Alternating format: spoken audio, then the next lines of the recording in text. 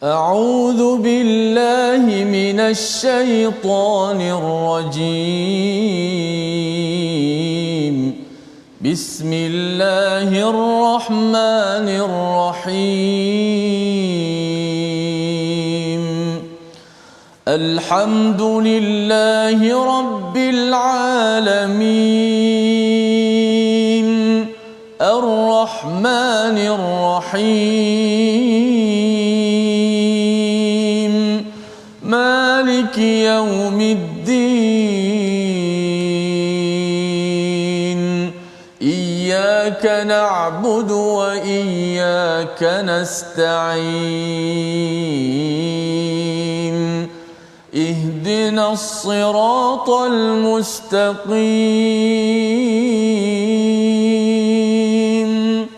صراط الذين أنعمت عليهم غير المغضوب عليهم ولا الضالين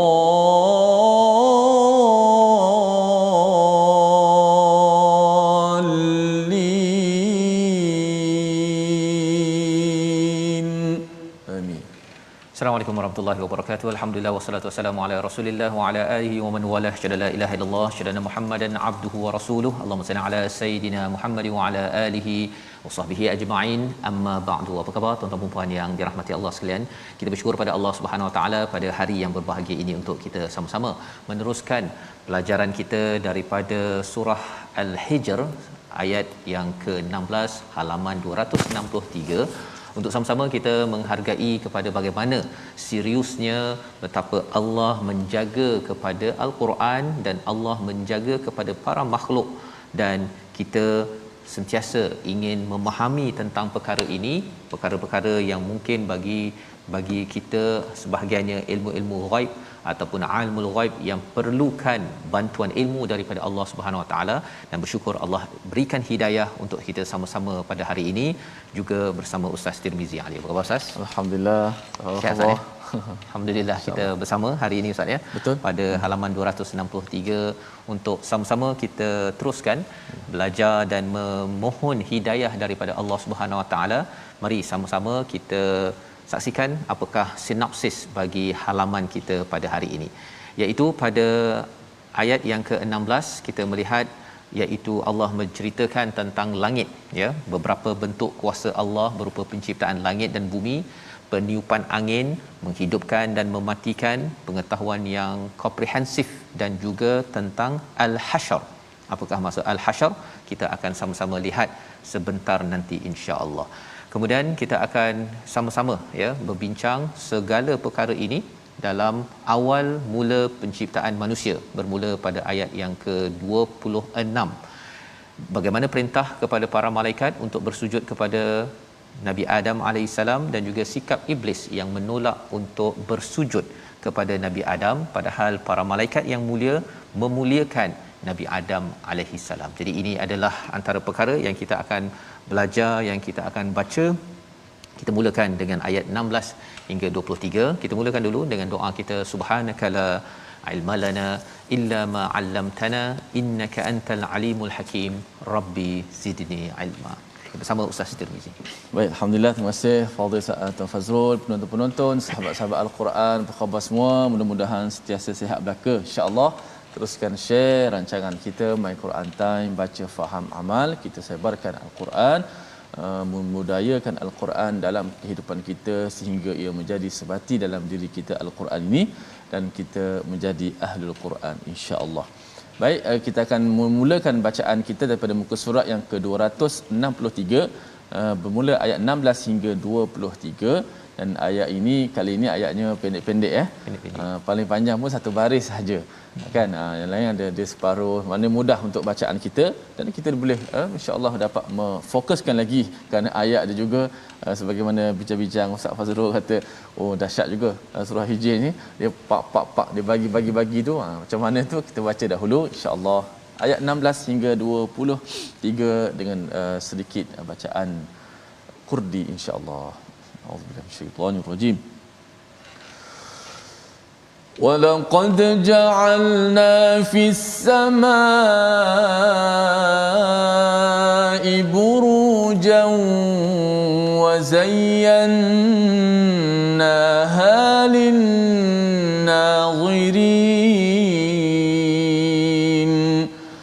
وحفظناها من كل شيطان رجيم إلا من استرق السمع فأتبعه شهاب مبين والأرض مددناها وألقينا فيها رواسي وأنبتنا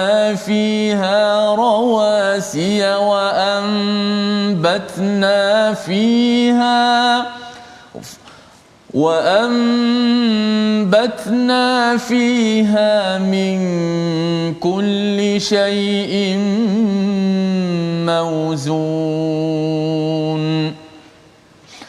وجعلنا لكم فيها معايش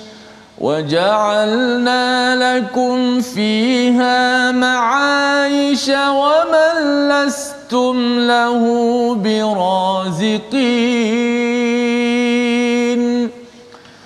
وإن من شيء إلا عندنا خزائنه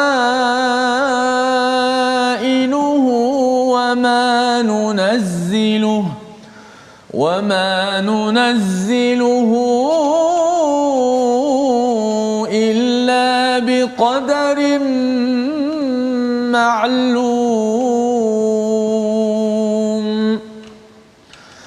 وأرسلنا الرياح لواقح فأنزلنا من السماء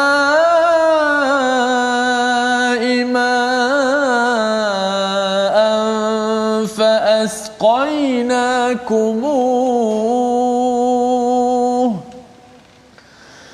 فأسقيناكموه وما أنتم له بخازنين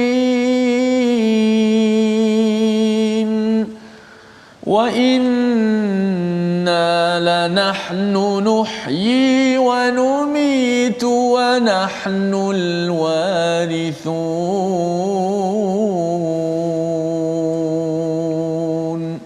صدق الله العظيم. Surah Al-Azim, gitulah bacaan daripada ayat 16 hingga 23 daripada surah Al-Hijr. Ayatnya pendek-pendek Ustaz ya. Betul. Dan ayat-ayat dalam surah Al-Hijr ini adalah surah makkiyah yang membina keimanan ke dalam diri kita, sebagaimana ia turun pada awal ketika Nabi berdakwah di Mekah itu untuk memasakkan ya, bukan masak di dapur Ustaz ya, untuk menjadikan pasak ya, menguatkan keimanan kepada orang-orang sahabat-sahabat dan juga disampaikan kepada orang-orang musyrik ataupun orang-orang di Mekah itu sendiri. Maka kalau semalam kita sudah pun melihat kepada salah satu daripada perkara yang Allah nyatakan bahawa jika dibukakan salah satu pintu langit ini, kalaupun boleh terus naik, tetapi apakah yang berlaku bila seseorang itu diberi peluang begitu sampai tahap begitu sekali, kalau diberikan masih lagi menyatakan sukirat ataupun mashhurun, kami ini mabuk, kami ini kabur, kami ini disihir. Maksudnya apa? Diberikan juga bukti-bukti lain, masih lagi mendustakan perkara itu.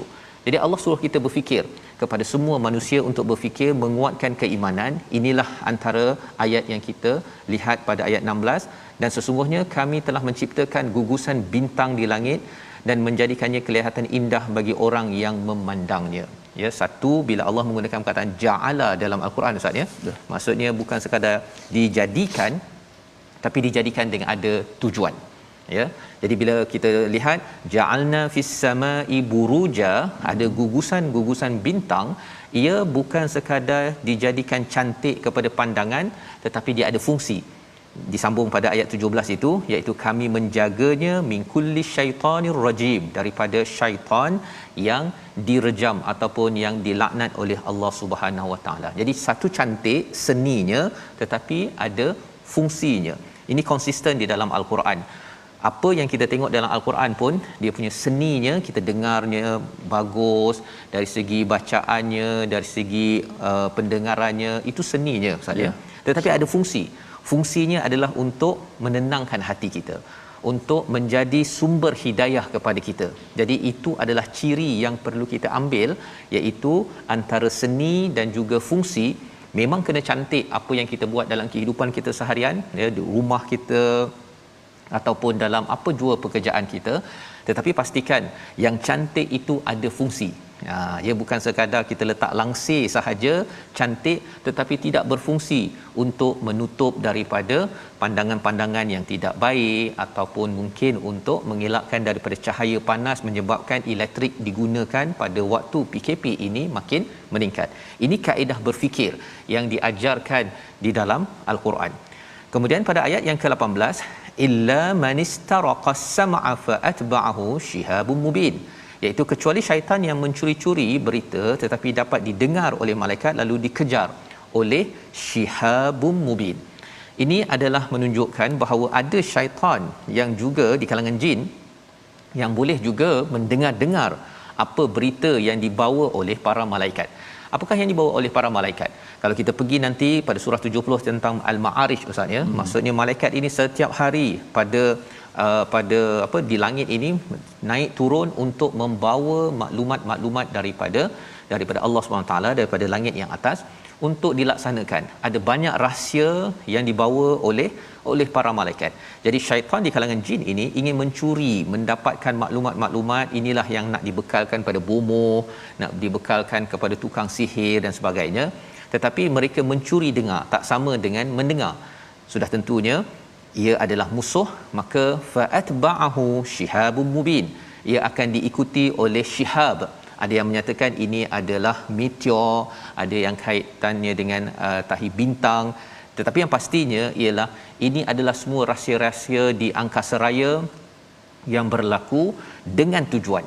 Dia bukan sekadar diciptakan begitu sahaja, tapi tujuannya untuk memastikan berita dan juga pelaksanaan para malaikat itu dalam keadaan yang teratur, tidak dicuri maklumat dan disalahgunakan. Pelajarannya dalam hidup kita ini, kalau ada maklumat yang tak perlu kita ambil tahu, ia rahsia, janganlah ia dibocorkan ataupun dihendap-hendap. Kerana apa? Kerana itu adalah salah satu adab untuk kita menghargai kepada jangan tajassus, jangan mencari-cari kesilapan orang ataupun untuk disebar-sebarkan, kecuali untuk membawa kepada kebaikan. Pada ayat yang ke-19 Allah menyatakan pula apa yang ada di bumi. Ya, tadi di langit, sekarang bawa ke bumi. Wal arda madadnaha, kami hamparkan bumi, wa alqaina fiha, kami pancangkan dengan rawasi, dengan gunung ganang, wa ambatna fiha min kulli syai'in mawzun, dan kami tumbuhkan dengan segala tumbuh-tumbuhan pada ukurannya. Menarik istilah kat sini Ustaz ya, mauzun. Perkataan ini ada juga digunakan dalam surah Ar-Rahman tentang wazan ya, tentang bercakap tentang keseimbangan. Itu kalau kita belajar sains ini, keseimbangan ekologi, ekosistem, ini adalah apa yang Allah jadikan. Satu bumi, okey, kemudian ada gunung, dan kemudian pada setiap tumbuhan ini dia ada keseimbangan. Apakah poin keseimbangan ini? Kerana bila pokok ditarah Ustaz ya, ada orang ambil balak dekat gunung-gunung, dekat kawasan-kawasan yang sepatutnya ada pokok, kesannya banjir mudah berlaku. Dan banyak lagi pencemaran boleh berlaku kerana tumbuh-tumbuhan, gunung dan bumi ini ia macam adik-beradik lah Ustaz. Ya, jadi itu sebabnya kalau saling memerlukan. Jadi kalau katakan ada gunung yang ditarah-tarah ya, yang diletakkan ataupun diratakan, itu akan mengganggu mauzun, mengganggu keseimbangan. Jadi bagi tuan-tuan yang latar belakang dalam menjaga ekologi tentang alam sekitar, ini adalah ayat perjuangan alam sekitar. Nak ceritanya semua ini adalah nilai dalam al-Quran yang Allah perjuangkan. Jadi kita sebagai orang yang baca al-Quran, yang beriman, ini lagilah kita perlu perhatikan. Jangan balak kerana nak duit, balak ditarah dan dijual habis-habisan. Kerana itu akan mengganggu kepada mauzun. Ia memberi kesan kepada monyet, memberi kesan kepada harimau, memberi kesan pada ular, dan akhirnya ular itu masuk ke bandar lah kan. Pasal apa? Pasal keseimbangan itu sudah hancur. Apatah lagi kita bercakap tentang keseimbangan alam ini, oksigennya, karbon dioksidanya, tentang karbon monoksida daripada asap-asap yang diproses oleh keseimbangan ini akan hancur. Ayat 20, waja'alna, masih lagi tuan-tuan ingat kan, waja'alna maksudnya Allah ciptakan untuk ada fungsi, lakum fiha ma'ayish wa man lastum lahu biraziqin. Subhanallah, ini ayat yang kalau ada orang cakap saya bimbanglah zaman PKP ni tentang ekonomi ustaz ya, tentang rezeki, ini ayatnya. Iaitu apa maksudnya? Dan kami telah jadikan padanya sumber-sumber kehidupan untuk keperluanmu, ma'ayish, tentang kehidupan kita, dan makhluk-makhluk yang bukan kamu memberinya rezeki. Nak ceritanya ialah Allah bagi kita keperluan rezeki, tetapi ada juga orang yang kita tak payah bagi rezeki pun Allah dah jaga rezekinya. Siapa yang kita tak perlu jaga rezeki? Kita jaga rezeki mungkin kita nak cari keperluan makanan untuk anak kita, keluarga kita, masyarakat kita. Tetapi untuk kuda, untuk cacing, untuk lembu yang bukan milik kita, ataupun untuk harimau dalam hutan, semua rezekinya itu Allah kata Allah sudah ciptakan. Sampai tahap begitu sekali Allah dah ciptakan. Jadi kalau ada yang kata bahawa kita ni memang zaman pandemik ini rezeki kami ini sebenarnya kurang kot. Ya, dalam teori ekonomi bercakap tentang sumber terhad. Sebenarnya sumber itu masih ada. Dan siapakah yang menyimpan dan tahu perkara itu? Ayat 21. Kita nak ulang balik ustaz. Baik. Agar pakar-pakar ekonomi ya yang mengajar ekonomi, kadang-kadang kita rasakan kita bergantung pada diri kita memang terhad, tetapi Allah memberitahu sumber tidak terhad itu ada pada siapa? Pada ayat 21 kita baca bersama. Silakan ustaz. Baik, insya-Allah kita pasakkan lagi ayat kita, iaitu ayat yang ke-21 sebelum kita mendengar lagi kupasan-kupasan yang begitu unik sekali, ayat Allah Subhanahu Wa Taala yang sangat seni bagi orang-orang yang memerhatikan ayat-ayatnya sudah pasti melihat kebesaran Allah Subhanahu Wa Taala. Bersama-sama kita menjaga alam dan kehidupan kita, memakmurkan bumi ini insya-Allah. Ayat 21. A'udzubillahi minasyaitonirrajim. Wa in شيء إلا عندنا خزائنه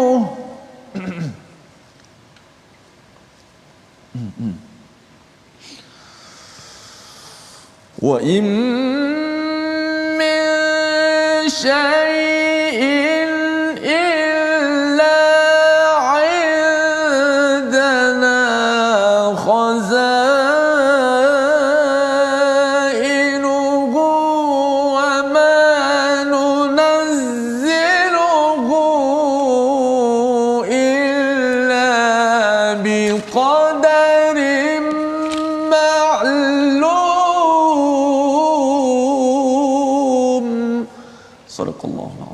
Surah Al-Azim ayat 21, dan tiada sesuatu pun melainkan pada sisi kamilah khazanahnya, dan kami tidak menurunkannya melainkan dengan kadar yang tertentu. Subhanallah, sebenarnya sumber-sumbernya ustaz ya, Allah cakap khazanah, sumber. Kalau perkataan ini digunakan pada surah Yusuf tentang khazainul ard, itu menguruskan perbendaharaan ataupun sumber di bumi, tetapi sumber segala-galanya Allah cakap bahawa milik Allah ada di sisi Allah Subhanahu Taala. Setiap sesuatu. Apa sesuatu? Contohnya air. Khazanahnya ada di sisi Allah. Allah tahu macam mana nak menguruskannya dan juga nak menurunkannya. Wa ma nunazziluhu illa biqadari ma'lum, dengan kadar yang tertentu, dengan ilmu yang tertentu yang Allah ketahui. Contoh kita ambil air lah ustaz ya. Air maksudnya daripada langit itu ada awan, kemudian nanti dia turun jadi hujan, dia akan diletakkan okey, tempat ini hujannya lebat, di sini kurang, di sini kemarau ya. Dan kemudian bila dah sampai ke bawah itu Allah bagi ya, bukan bagi sekaligus daripada langit tu bagi semua, Cuba bayangkan tuan-tuan, kalau katakan Allah bagi hujan, ya, hujan yang ada di Malaysia ini diberikan sama kadarnya pada tanah Arab, memang banjir. Ya, pasal apa? Pasal di sini mungkin longkangnya dah disiapkan awal apa sebagainya. Dan lebih daripada itu, bila dah sampai ke bawah, masuk, ada yang masuk ke sungai, ada yang masuk ke laut. Masuk ke laut kesannya berbeza berbanding dengan sungai. Yang masuk ke longkang kita, yang masuk ke tumbuhan, ke tanah dan sebagainya, itu semuanya ada kadar.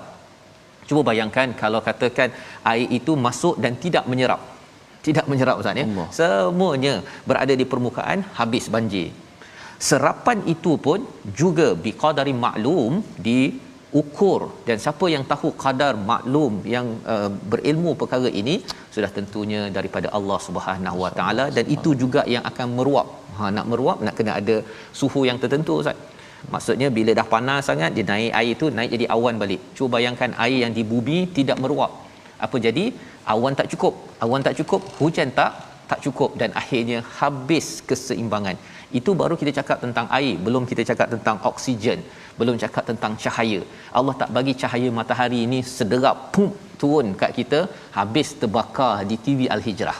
Tetapi alhamdulillah, kerana Allah bagi berkadaran, ada atmosfera, ada ozon, pelbagai perkara itu untuk Allah jaga bumi ini. Untuk kita fikir-fikir, mengapa Allah nak jaga kita ni beria-ria sangat? Apa tanggungjawab saya untuk saya menghargai penjagaan security, ya, daripada Allah Subhanahu Wa Taala? Dan ia disambung pada ayat 22. Tetapi kita sebelum melihat kepada lagi kehebatan Allah Subhanahu Wa Taala, kita lihat perkataan pilihan kita pada hari ini. Perkataan pada hari ini adalah zana ataupun zayana, maksudnya menghias, mencantikkan. Inilah yang berulang 46 kali di dalam Al-Quran untuk menunjukkan kepada kita bahawa apa yang Allah jadikan itu dengan perhiasan, dengan cantik, tetapi bukan sekadar cantik, ada fungsi. Maka apakah kita mencantikkan diri kita dengan amal, memfungsikan diri kita untuk memberi manfaat kepada dunia? Jika itu yang kita lakukan, itulah kesan daripada pemerhatian kita kepada apa kebesaran yang Allah ciptakan. Kita berehat sebentar, kembali dalam My Quran Time, baca faham amal, insya-Allah. Masya-Allah.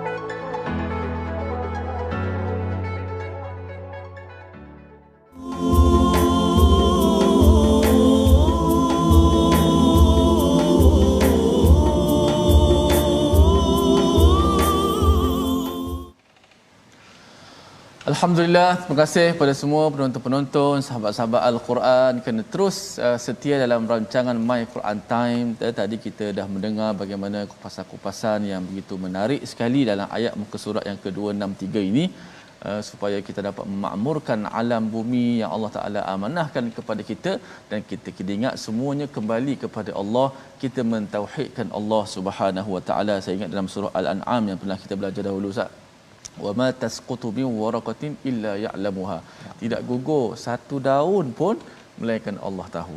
Wa indahu mafatihul ghaibi la ya'lamuha, segala perbendaharaan yang ghaib di laut, di darat dan di laut, semuanya Allah mengetahui, sehingga kita mengesa, menghebatkan ataupun mengagungkan Allah Subhanahu Wa Taala, Tuhan kita semua, Rabbul Alamin. Alhamdulillah, kita nak mendengar lagi bahagian separuh masa kedua ini.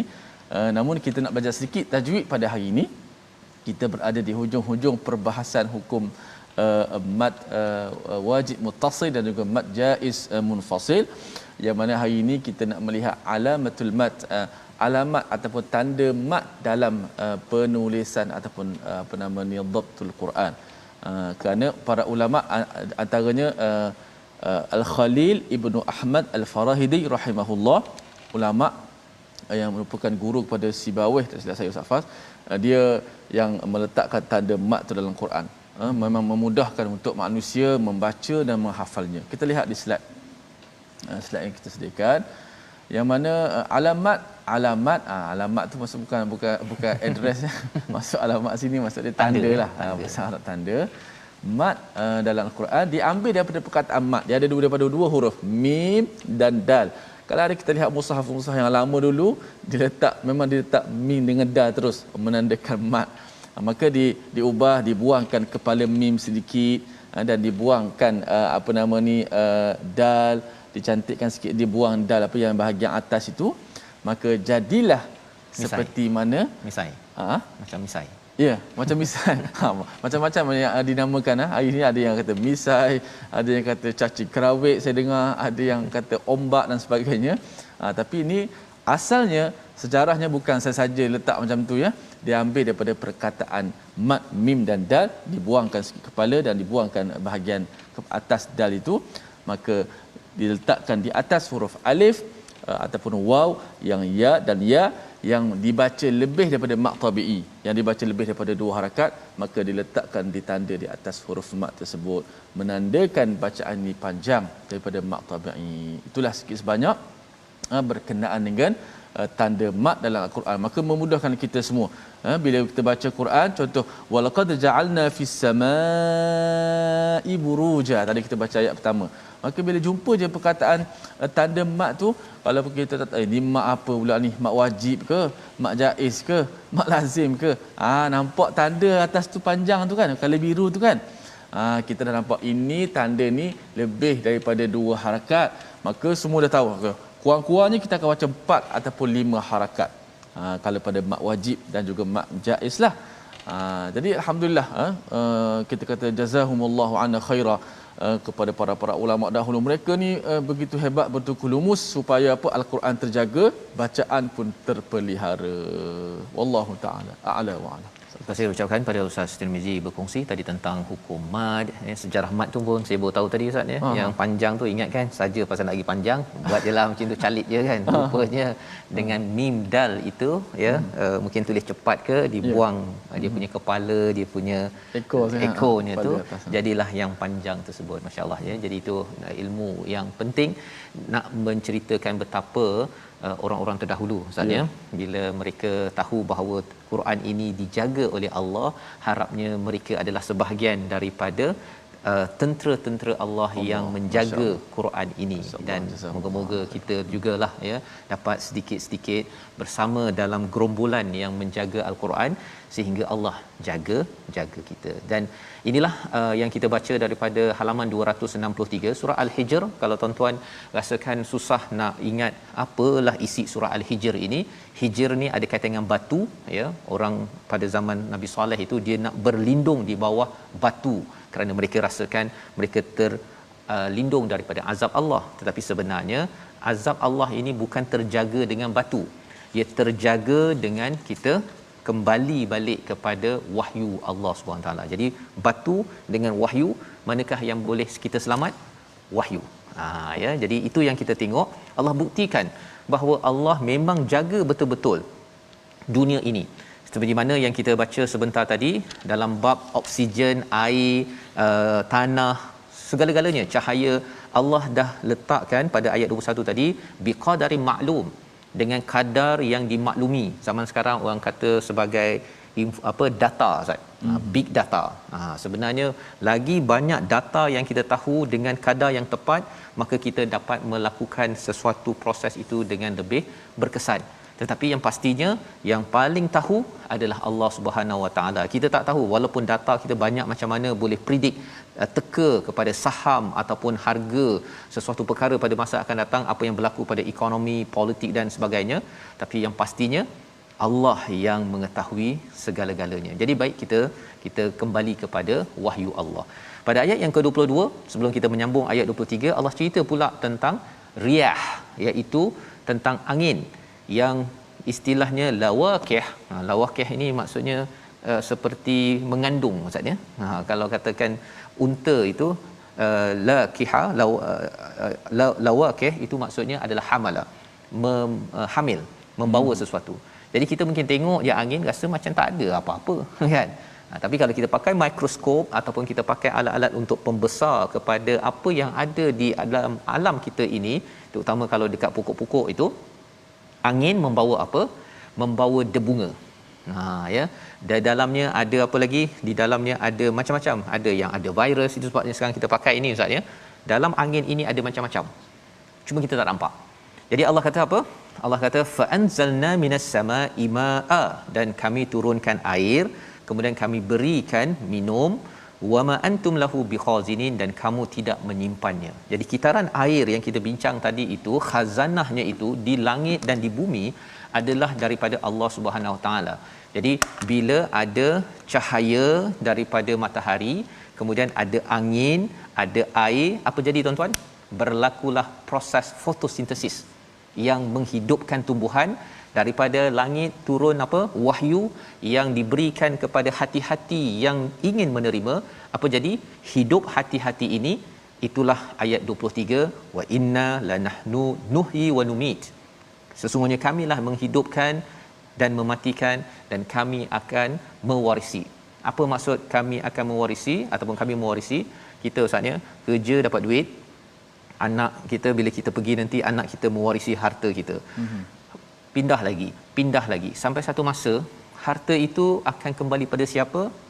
Kepada Allah juga. Betul. Sebenarnya. Jadi lebih baik kita kalau ada harta, jangan sekadar bimbang pasal anak kita, tapi bimbang pasal diri dan anak kita, macam mana dekat syurga nanti harta itu boleh tak jadi ruang amal kita, bukan sekadar kita menghidupkan harta tapi rupanya dekat akhirat nanti kita tidak hidup.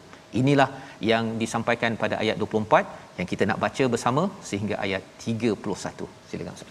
Baik, kita meneruskan lagi bacaan kita.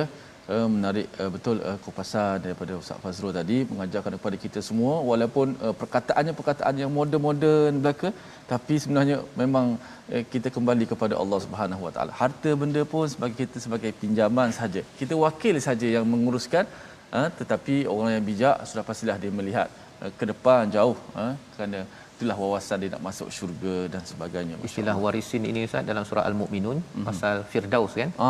Jadi sebenarnya kalau Ustaz cakap orang bijak tu, macam mana dia cari harta kat sini, tapi dekat sana dia dapat syurga. Allah. Firdausil warisun tu kan. Kerana itu cara. Kalau tidak dia rasa macam biar anak saya kaya di dunia saja, tapi dekat akhirat tak dapat apa-apa. Harapnya bukan kita lah begitu, insya-Allah. Allahu Akbar, insya-Allah. Betul-betul mengingatkan kita semua, subhanallah. Ayat kita teruskan ayat 24 hingga 31. A'udzu billahi minasy syaithanir rajim. وَلَقَدْ عَلِمْنَا الْمُسْتَقْدِمِينَ مِنكُمْ وَلَقَدْ عَلِمْنَا الْمُسْتَأْخِرِينَ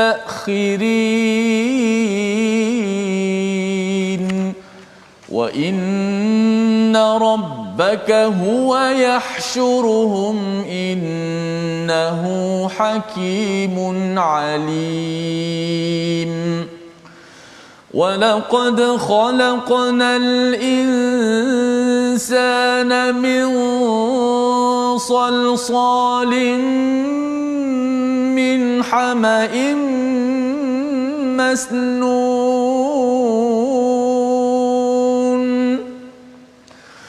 وَالْجَانَّ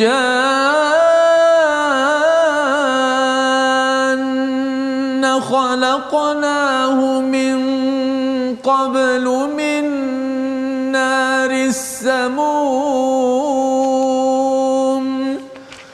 وإذ قال ربك للملائكة إني خالق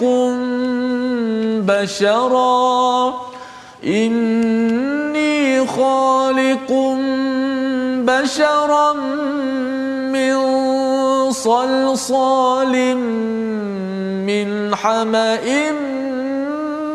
مسنون فإذا سويته ونفخت فيه من روحي فقعوا له ساجدين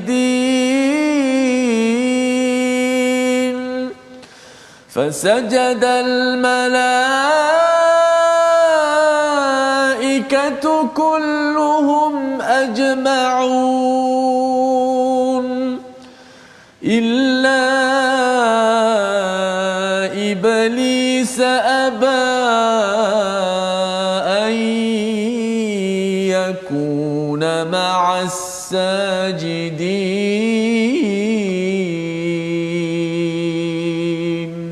صدق الله العظيم. Surah Al-Azim, gitulah bacaan daripada ayat 24 hingga 31 sebentar tadi.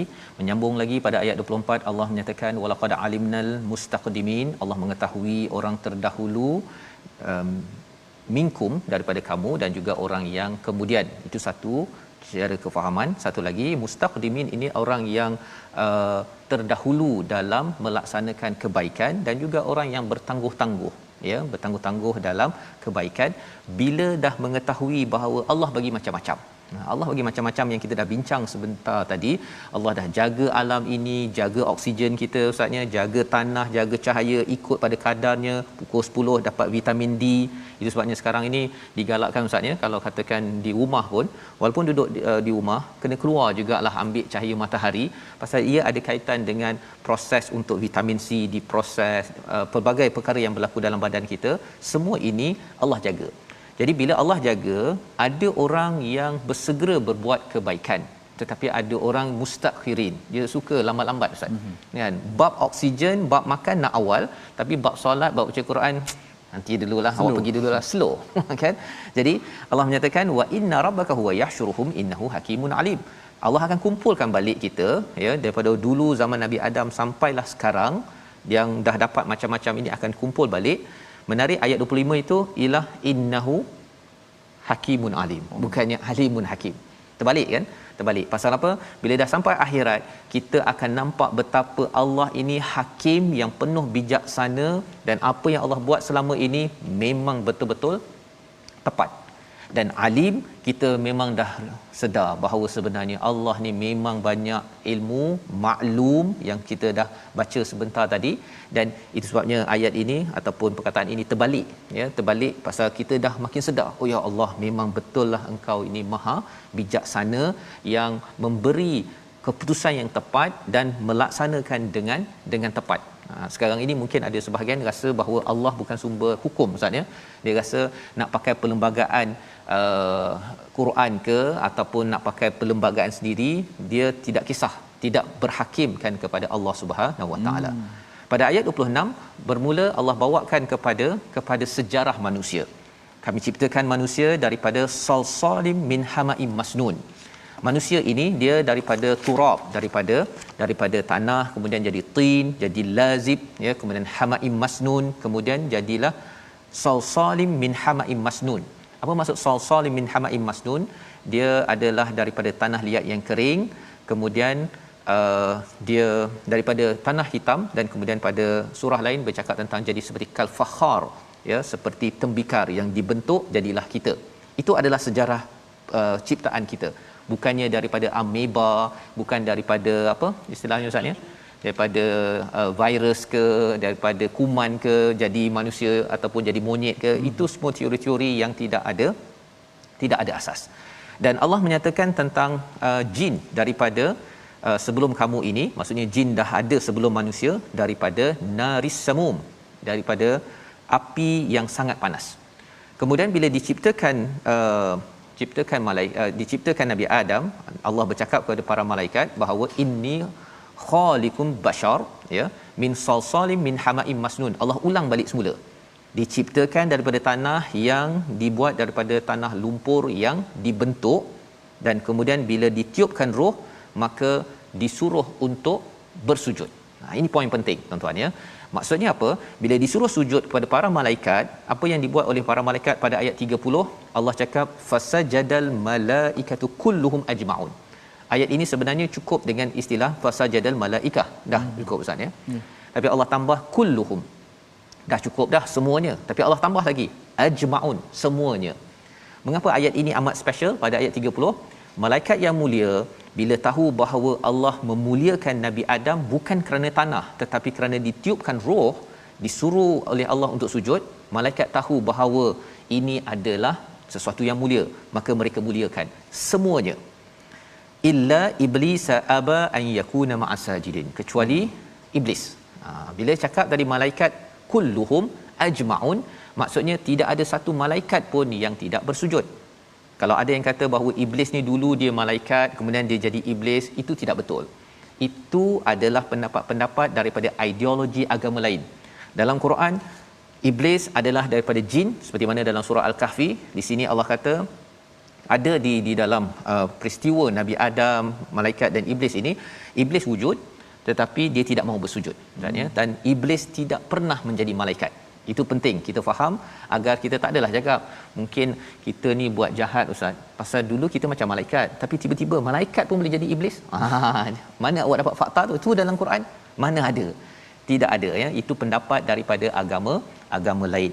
Jadi iblis tidak mahu sujud kerana aba, kerana enggan, dan iblis menjadi orang yang sombong. Dengan halaman 263 kita dapat belajar sesuatu, membawa kepada resolusi pada hari ini. Kita saksikan. Yang pertama, apa yang boleh kita laksanakan? Kita yakin pada Allah dan terus berusaha mencari rezeki. Sebagaimana dalam ayat 20, jangan bimbang pasal rezeki, walaupun pada zaman ini, pada zaman pandemik ini, rezeki tetap Allah ada. Tetap Allah sediakan. Yang penting kita dekat dengan Allah Subhanahu Wa Taala. Yang pertama. Yang kedua, sedar semuanya milik Allah dan akan kembali kepada Allah. Adakah kita jenis orang yang segera melakukan kebaikan ataupun bertangguh? Dan yang ketiga, selalu sujud agar kita tidak tergolong bersama makhluk yang sombong, iblis laknatullahi alaih. Kita berdoa pada Allah Subhanahu Wa Taala. Bismillahirrahmanirrahim. Alhamdulillahirabbil alamin. Wassalatu wassalamu ala asyrafil anbiya'i wal mursalin wa ala alihi wa sahbihi ajma'in. Allahumma rizqna rizqan wasi'an halalan tayyiban mubaraka.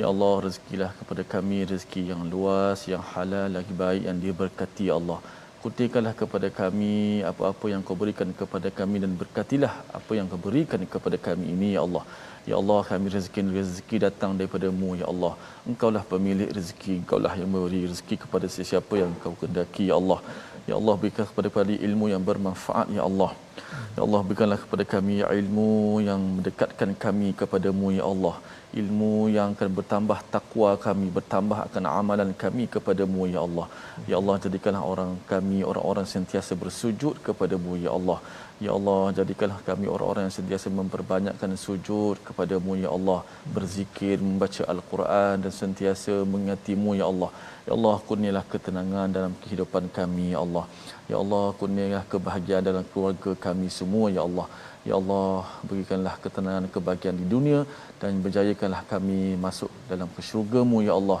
bersama keluarga-keluarga kami. Ya Allah, bersama dengan Sayyidus Syuhada, bersama dengan penghulu dan juga sekalian para nabi-nabi Muhammad sallallahu alaihi wasallam. Walhamdulillahirabbil alamin. Amin ya rabbal alamin. Moga-moga Allah mengabulkan doa kita untuk kita selalu ustaznya dijaga oleh Allah dengan kita selalu menjaga Al-Quran, beramal dalam kehidupan kita seharian. Inilah yang kita ingin gerakkan dalam tabung gerakan Al-Quran. Satu usaha, berkali-kali saya kongsikan perkara ini kerana Quran bukan untuk digerakkan dalam diri sahaja, tapi perlu digerakkan dalam masyarakat dengan harta, dengan kemahiran yang tuan-tuan ada. Moga-moga ini akan menjadikan kita dijaga oleh Allah Subhanahu Wa Taala untuk negeri, untuk negara ini, insya-Allah. Kita bertemu lagi pada seri akan datang insya-Allah, pada malam ini ulangan dan pagi esok. Jaga keselamatan tuan-tuan. Kita doa bersama untuk kami semua. Kita ambil vaksin, kita berdoa pada Allah, Allah jaga kita sebagaimana Allah telah buktikan Allah menjaga alam ini selama ini. Mudah untuk Allah menjaga kita. Syaratnya kita jaga hubungan kita dengan Allah Subhanahu Wa Taala. Teruskan bersama dengan My Quran Time, baca, faham, amal, insya-Allah.